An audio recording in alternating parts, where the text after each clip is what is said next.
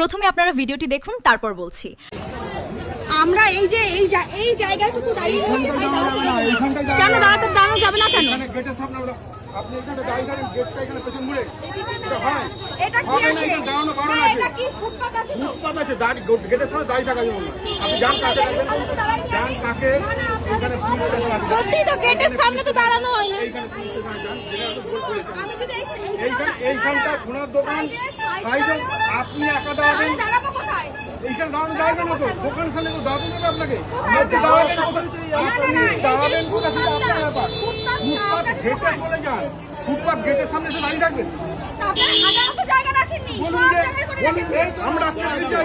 আমরা জায়গা আটকে রেখেছি, মানে এই বাচ্চাটাকে নিয়ে একটু এখানে দাঁড়িয়েছি।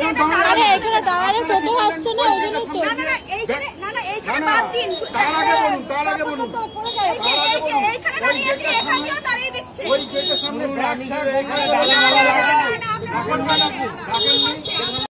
পবিত্র জল আপনার একটু জায়গায় রেখেছি, তাতে আপনার এত অসুবিধা হচ্ছে। ফুটপাতে দাঁড়াবো, আমি ফুটপাতে দাঁড়াবো। আমি এই সাইডে দাঁড়াবো। প্রত্যেকটা দোকানে মানে একটা বাচ্চা নিয়ে দাঁড়িয়ে আছে, তাই না? খুব ইয়ে করছে তখন থেকে ইয়ে করছে। এটা তো ফুটপাত। আপনি এখানে কেন যান কমপ্লেন করে থানায় যান। কি বলবো, মানে আর কিছু বলার নেই আপনাকে। আপনি যান, ভিডিও করুন না, আপনি ওখানে দাঁড়াচ্ছেন।